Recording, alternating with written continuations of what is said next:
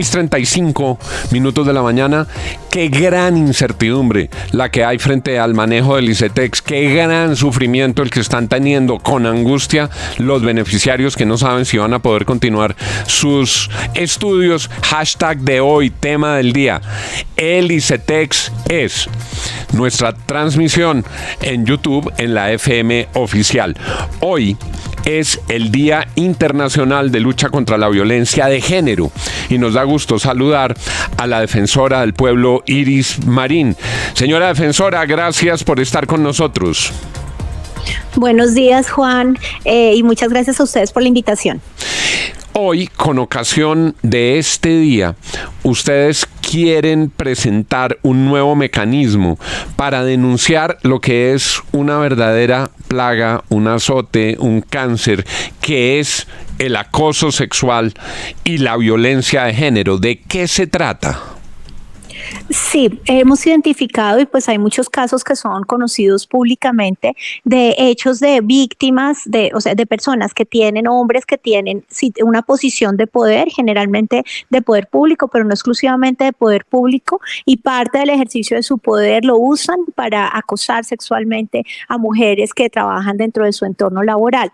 Este es un hecho que es verdaderamente, digamos, es más común de lo que se cree. Sin embargo, las mujeres no lo denuncian porque está de por medio su trabajo, su buen nombre, su credibilidad. Entonces sienten que lo tienen que aceptar y de alguna manera navegar en eso para evitar ser cuestionadas por de alguna manera estar aceptando una relación laboral con la persona que las acosa. Entonces hemos creado un mecanismo que es estrictamente confidencial, en donde vamos a recibir denuncias de aquellas mujeres que consideren que se encuentran en una situación de acoso sexual en el ámbito laboral o en un ámbito de ejercicio de relación de poder, es decir, que su jefe o una persona que tiene poder de alguna manera sobre ellas las ha venido acosando. El mecanismo va a ser completamente confidencial.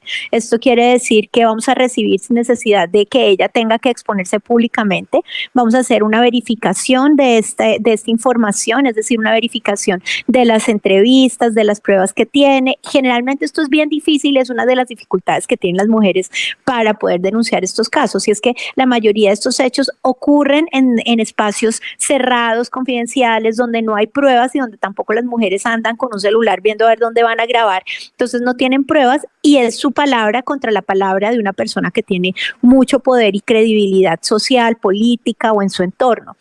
Entonces lo que vamos a hacer es una mínima verificación para constatar que la denuncia es creíble. Creíble no quiere decir que nosotros vamos a condenar, ni mucho menos, eso le corresponde a la justicia. Entonces, cuando vemos que la denuncia es creíble, entonces damos acompañamiento. Igual todo el proceso tiene acompañamiento psicosocial, orientación jurídica, y si la víctima toma la decisión de presentar una denuncia penal, pues le daremos, y está interesada, representación penal a través de la Defensoría Pública. En aquellos casos que lo consideremos necesario, pertinente para proteger, por ejemplo, el servicio público, podríamos acudir al escrache. El escrache es un mecanismo que ha venido siendo reconocido por la Corte Constitucional y que consiste en mencionar públicamente los hechos antes de que exista una condena o una decisión judicial.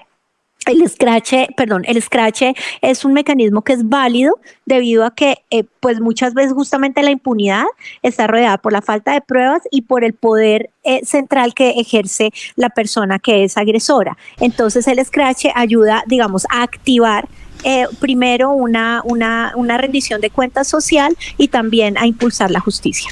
Señora defensora, pues qué importante que se presente este nuevo mecanismo y qué importante que las mujeres puedan de manera confidencial ayudar a levantar sus miedos, los miedos de retaliaciones, los miedos de venganzas. Le quiero preguntar muy concretamente, llevamos en este gobierno, pero también en gobiernos anteriores, viendo cómo hay prominentes hombres públicos a quienes eligen o a quienes nombran en cargos muy significativos que tienen acusaciones por violencia de género contra sus parejas. ¿Usted qué opina de esos nombramientos? ¿Qué opina cuando un gobierno nombra a alguien en cuya hoja de vida aparecen acusaciones, en algunos casos incluso reiteradas, por temas de violencia de género? ¿Cómo se debería proceder y qué actitud va a asumir la Defensoría en estos casos? Sí, en mi opinión, esos nombramientos no deberían hacerse. Obviamente no hay ninguna norma que los prohíba, pero es un asunto de defender la función pública y el servicio público. Si nosotros dijéramos, se va a nombrar una persona que tiene acusaciones de estar involucrado en, por ejemplo, en narcotráfico, a todo el mundo le parece natural que no es una persona que tenga las calidades morales para ocupar el servicio público. Y también que si bien puede ser inocente, es importante que primero aclare su responsabilidad penal antes de usar el servicio público, porque se manda un mensaje pésimo. Sin embargo, cuando hablamos de violencia contra las mujeres o violencia de género, no es tan claro el mensaje. Yo sí creo que el Estado debe tener una política de tolerancia cero con la violencia de género, y creo que nuestros servidores públicos deben ser personas que sean referentes de un óptimo comportamiento en lo que tiene que ver con la violencia de género, ya sea en el ambiente intrafamiliar, ya sea en el ambiente del trabajo o ya sea en el ambiente social. Esto es fundamental, porque si no, el mensaje que manda un gobierno, una institución en general, cuando mantiene a la persona en el cargo, es que realmente no lo considera tan grave. Y de otra parte, le permite indirectamente que la persona siga usando el cargo para mantener el poder, que lo mantiene también en la impunidad, porque muchas veces las instituciones no actúan porque es una persona poderosa. Le pregunto con todo respeto, señora defensora, si por ejemplo usted sabe que se está cocinando un nombramiento de una persona que tiene estos antecedentes, ¿levantaría su voz pública para pedir que ese nombramiento no se haga?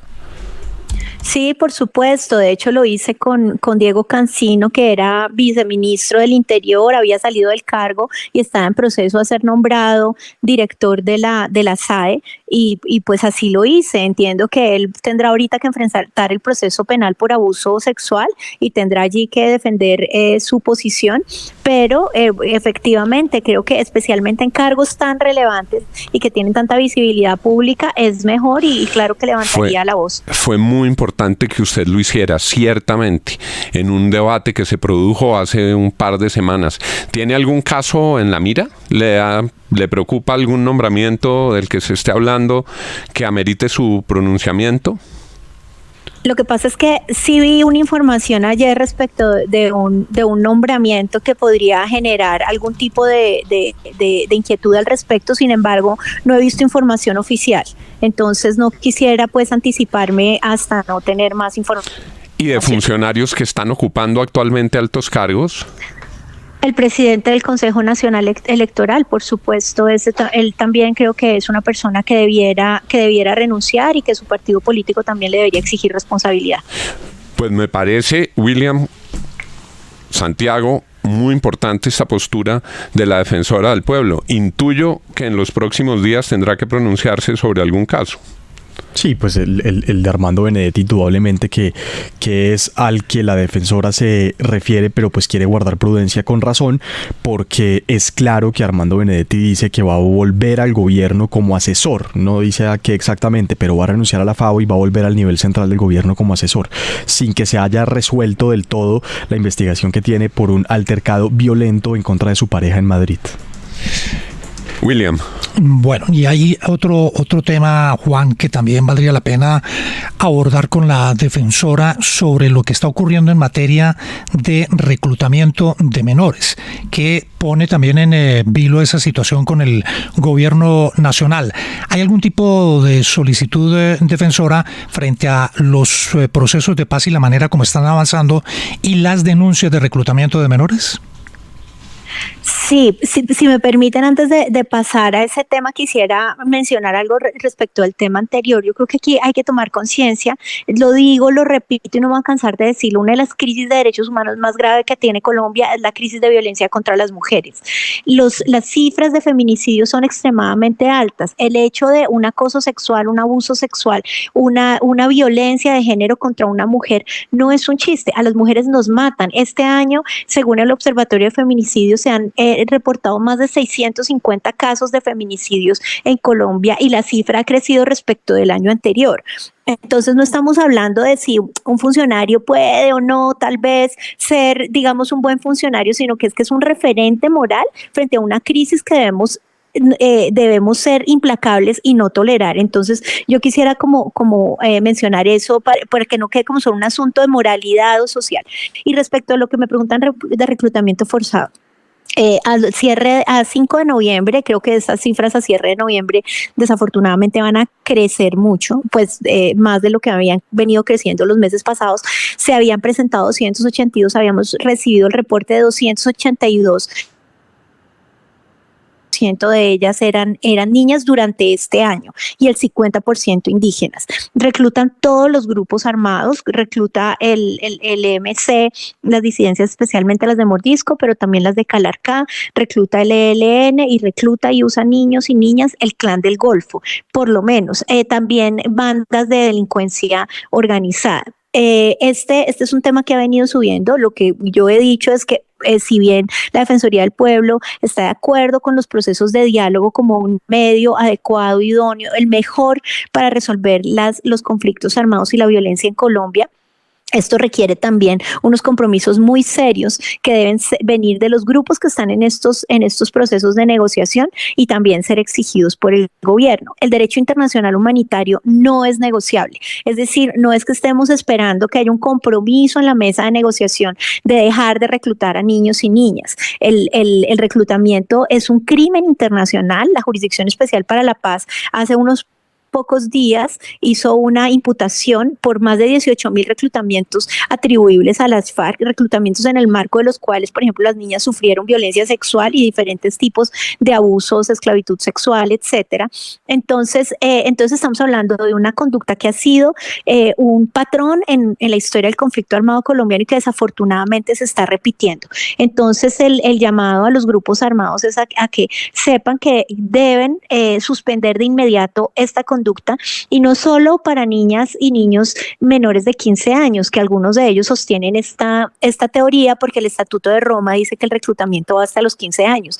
Sin embargo, el protocolo adicional a los derechos del niño, a la Convención de los Derechos del Niño y nuestra legislación nacional, que son además posteriores, protegen y prohíben el reclutamiento hasta los 18 años y hoy en día ese es el estándar.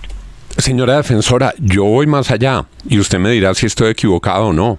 Yo creo que ha sido impune en este gobierno y en gobiernos anteriores, y fue impune en el proceso de las FARC. Lo que pasa es que cuando se dieron cuenta, pasaron una norma transitoria en el Congreso que los eximía de sus responsabilidades, pero lo que creo es que los funcionarios que inician procesos de diálogo con grupos al margen de la ley, en los que no exigen como condición la prioridad en la dejación del reclutamiento de menores, violan la Constitución,